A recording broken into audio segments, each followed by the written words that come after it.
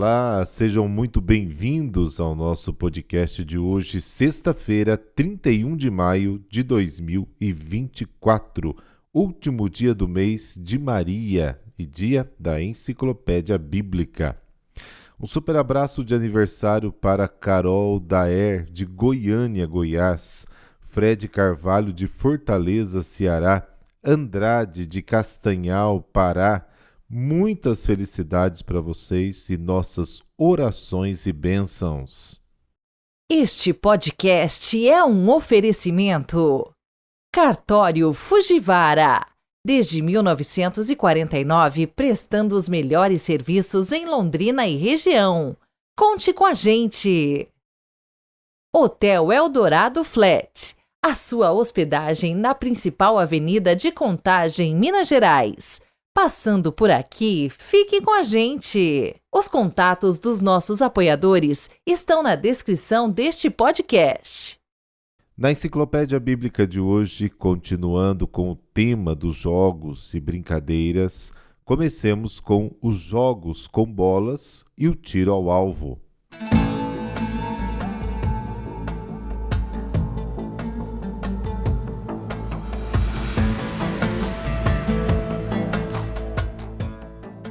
Bom, as bolinhas de gude eram populares no Egito.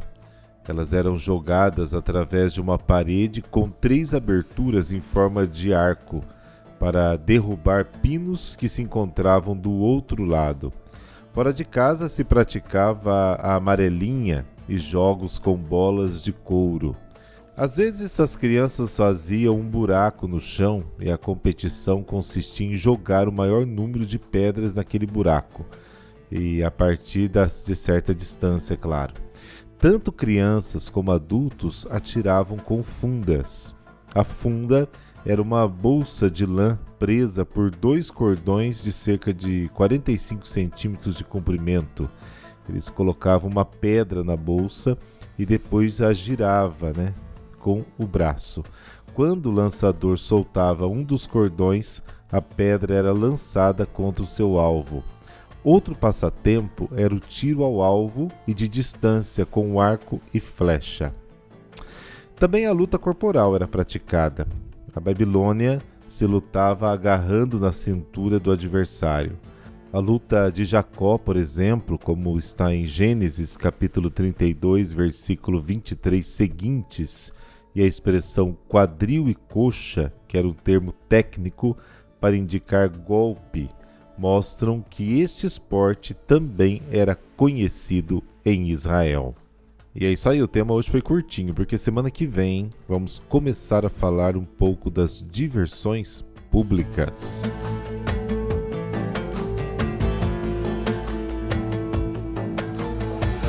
Na primeira parte do evangelho de hoje, ressoam as palavras de Isabel: Bem-aventurada és tu entre as mulheres.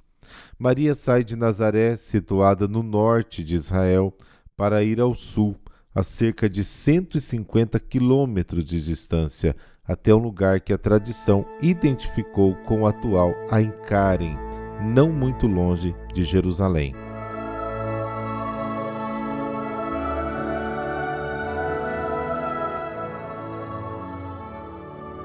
Pelo sinal da Santa Cruz, livrai-nos Deus, nosso Senhor, dos nossos inimigos. Ó Deus Todo-Poderoso, que inspirastes a Virgem Maria sua visita a Isabel, levando no seio o vosso Filho, fazei-nos dóceis ao Espírito Santo, para cantar com ela o vosso louvor. Amém.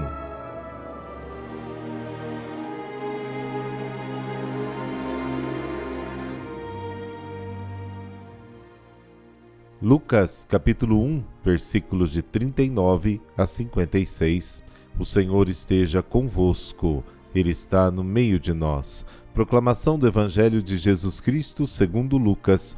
Glória a vós, Senhor.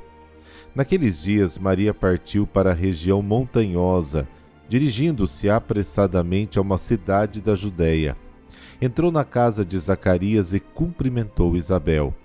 Quando Isabel ouviu a saudação de Maria, a criança pulou no seu ventre e Isabel ficou cheia do Espírito Santo.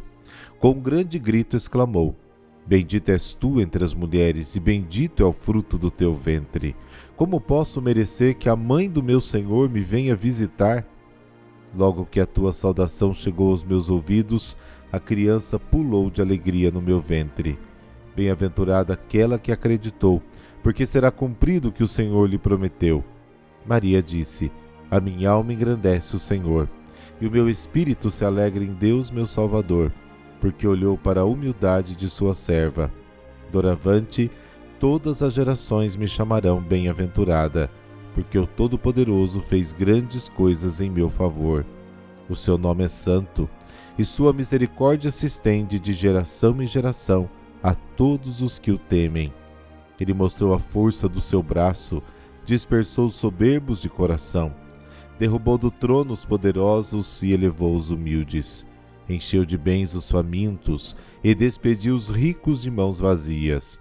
Socorreu Israel, seu servo, lembrando-se de sua misericórdia, conforme prometera aos nossos pais, em favor de Abraão e de sua descendência para sempre. Maria ficou 3 meses com Isabel e depois voltou para casa. Palavra da salvação. Glória a vós, Senhor.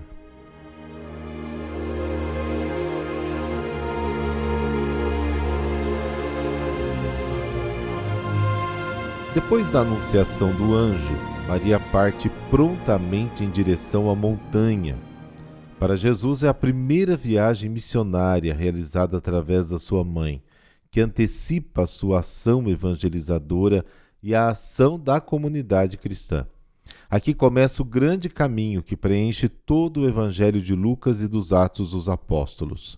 A palavra de Deus vai do céu à terra, de Nazaré a Jerusalém, de Jerusalém à Judéia e da Judéia até os confins da terra. Vai sem hesitação, sempre rápido. Na saudação de Maria, que carrega Jesus no seu ventre, Isabel e João Batista encontram o Salvador. A chegada de Maria à casa de Isabel suscita grande surpresa, e Isabel exprime a sua admiração com as palavras pronunciadas por Davi quando a Arca da Aliança chegou. Como pode a Arca do Senhor vir até mim? Segundo Samuel, capítulo 6, versículo 9. Portanto, Lucas está nos dizendo: Maria é a nova Arca da Aliança, ela porta o Salvador em si. E na casa de Zacarias acontece o que vai acontecer em Jerusalém depois da ressurreição do Senhor. Atos capítulo 2 diz o seguinte: nos últimos dias, diz o Senhor, derramarei o meu espírito sobre todos os homens. Os vossos filhos e as vossas filhas profetizarão. A história da infância da igreja será a repetição e a continuação da infância do próprio Jesus. Isabel, cheia do Espírito Santo, versículo 41, conhece o segredo de Maria e a proclama: bendita és tu entre as mulheres, e bendito é o fruto do teu ventre. Deus abençoou Maria com a plenitude de todas as bênçãos que há em Cristo. Efésios capítulo 1. Maria é considerada a arca da aliança do Novo Testamento. No seu seio traz o santo, a revelação de Deus, fonte de todas as bênçãos, causa primeira da alegria da salvação, centro do novo culto. A saudação de Maria faz com que João Batista se alegre. O tempo da salvação é o tempo da alegria. O cântico de louvor de Isabel termina com as palavras que exaltam Maria: bem-aventurada aquela que acreditou que se cumpririam as palavras do Senhor. Maria se tornou mãe de Jesus porque obedeceu à palavra de Deus. E quando uma mulher do povo, voltando-se para Jesus, a proclama bem-aventurada, bem-aventurado o ventre que te trouxe, os seios de onde tiraste o leite, Jesus esclarecerá e completará a expressão do louvor dizendo o seguinte: bem-aventurados aqueles que ouvem a palavra de Deus e aguardam. A história da salvação de Israel começa com um ato de fé. Abraão parte sozinho para um país desconhecido com uma esposa estéril, porque Deus o chama e lhe promete uma descendência abençoada. Gênesis capítulo 12. A história da salvação do mundo começa com um ato de fé. Maria acredita na palavra do Senhor. Virgem, torna-se mãe do Salvador, mãe de Deus. A primeira bem-aventurança do Evangelho de Lucas é a exaltação da fé de Maria. A fé é a virtude que acompanhou Maria no seu caminho e a enraizou profundamente no plano de salvação de Deus. Este canto está muito próximo daquele canto que Jesus cantará quando, exultante no Espírito Santo, descobrir que a benevolência do Pai se revela aos pequeninos. Lucas capítulo 10. Maria exalta a obra de salvação que Deus realiza entre os homens.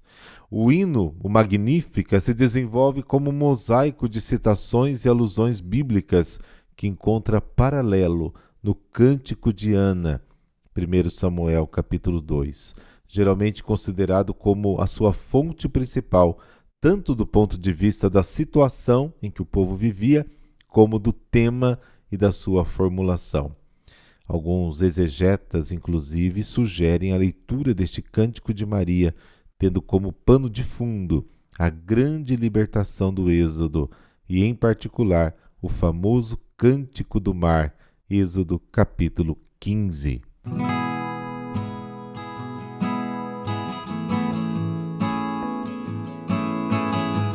E hoje a igreja celebra Santa Camila Batista da Varano.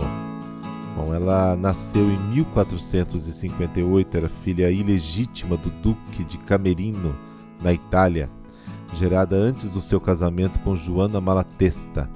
A madrasta a acolheu com amor e Camila cresceu na corte, bela, inteligente, de espírito vivo, caridosa, piedosa. Gostava de cantar e dançar e tinha dom para a filosofia e teologia.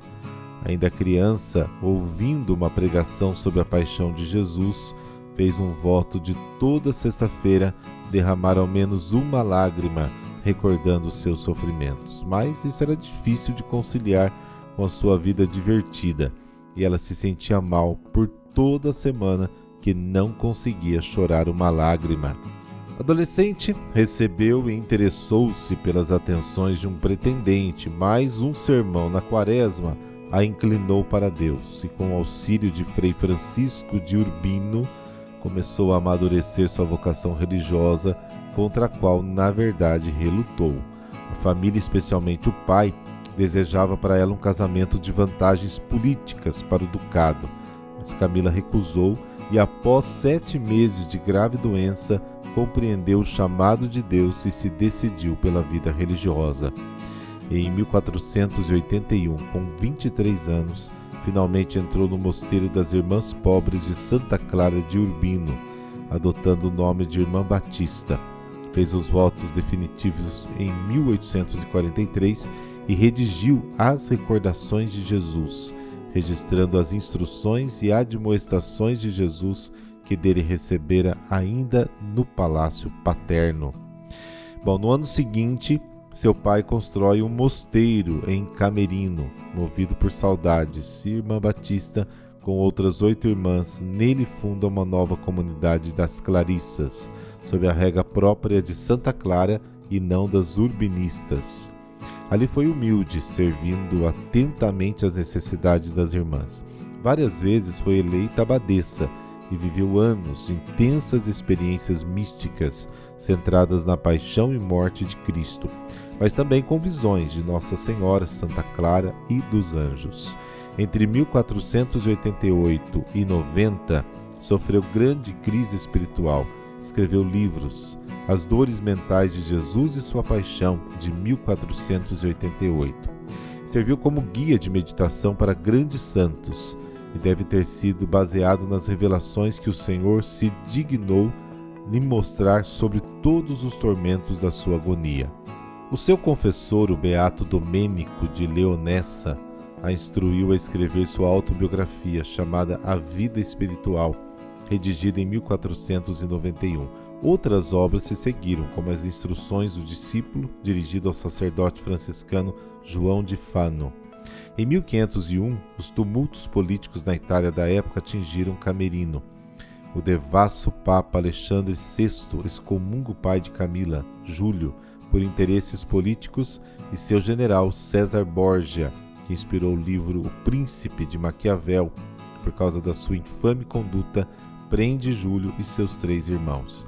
Camila e outra irmã, Clarissa, parente dos Varano, fogem refugiadas para Fermo e depois seguem a pé para Atri, onde são recebidas pela duquesa Isabel Piccolomini. Também conseguem escapar a mãe de Camila, seu irmão mais novo João Maria e o seu sobrinho Sigismundo. Em 1503, Júlio e irmãos foram assassinados, mas após a morte de Alexandre VI, e portanto com o fim do apoio a César Borgia, os Colonna e o Papa Júlio II ajudaram João Maria a retornar a Camerino. A abadesa Camila Batista perdoou os inimigos, retornando à cidade. Em 1505, retorna a Fermo para fundar um mosteiro clariciano por ordem do Papa. Em 1511, morre sua amada mãe adotiva, Joana Malatesta. A triste decadência dos costumes eclesiásticos nesta época, que aliás serviram em parte como motivo para a heresia protestante de Martinho Lutero, em 1517, levava a irmã Batista a um tão grande desejo de correção na igreja que, de acordo com sua irmã, não conseguia dormir nem comer, ficando por isso gravemente doente. Em 1521, vai então a São Severino, nas Marcas, para fundar um novo mosteiro. Ficou conhecida como reformadora da Ordem de Santa Clara, por observar com radicalidade a sua regra, por exemplo, cultivando com empenho a pobreza pessoal e comunitária. Por essa época escreveu A Pureza do Coração, a pedido de um religioso, um itinerário de perfeição a partir da sua experiência de vida. Irmã Batista escreveu em latim e majoritariamente no seu dialeto da Umbria, um legado místico famoso e notável pela originalidade, espiritualidade e linguagem vividamente pictória. Por isso, foi considerada uma das maiores eruditas do seu tempo e admirada por São Felipe Neri e Santo Afonso. Contribuiu também para a instituição dos capuchinhos, intercedendo ao Papa Clemente VIII em favor da aprovação deste ramo franciscano em 1524. O beato Mateus de Bácio, seu fundador antes de ser frade, havia sido protegido dos Varano. Em 1524, na festa de Corpus Christi, 31 de maio, irmã Batista faleceu em decorrência da peste que assolou a Itália. A exumação do corpo 30 anos depois o revelou em perfeito estado de conservação.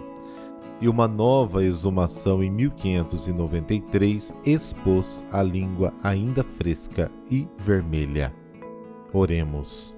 Pai de infinita bondade, por vossa misericórdia e pela intercessão de Santa Camila Batista, sensibilizai as almas para vós e para a vossa obra de amor por nós, de modo a que, através da observância e caridade, atentos à vossa palavra e às necessidades dos irmãos, mantenhamos em perfeito estado de conservação o coração e a língua, para com o primeiro acompanhar as pulsações do vosso coração e a segunda só proclame a vossa verdade e louve a vossa majestade, que precisa ser reconhecida por nós. Amém. Abençoe-vos o Deus Todo-Poderoso, Pai, Filho e Espírito Santo. Amém. Excelente fim de semana para você e até amanhã.